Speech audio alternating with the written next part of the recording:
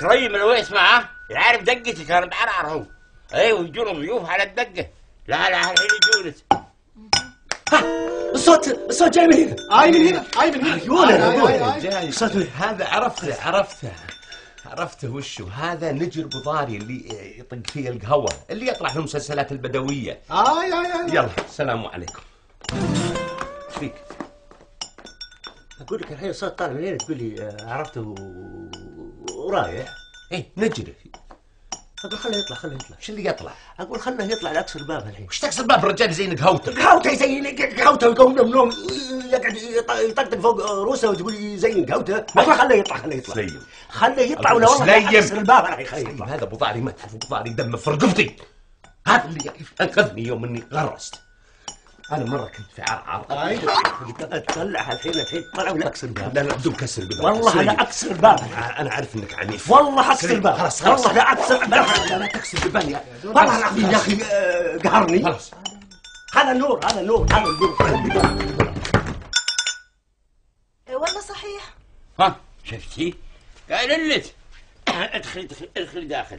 ادخلي جو النشامه. يا هلا والله ومرحبا. حيا الله النشامه.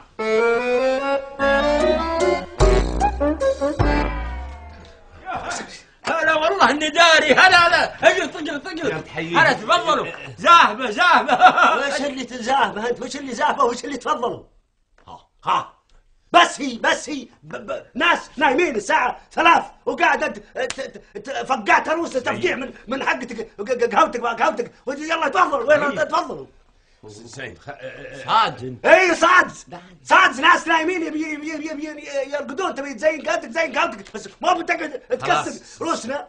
يا زول الخبط ده شنو يا زول؟ والله العظيم شوف علم ياسر كنت عداك مرة ثانية. استحملناك واجد ولا والله لا اكسر بابك وادخل وانتك تنتهي. سليم ولا سليم. ناس نايمين وتبي ترتاح. الراجل ده بيقول لك كلام صحيح. وش لا تعرف واغد. ايه مثل ما قلت واغد ما يفهم ولا يعرف اسلوب العرب. شلونك انت؟ القهوه زهبه. والله يا لولاك يا كريم ان لا توطى.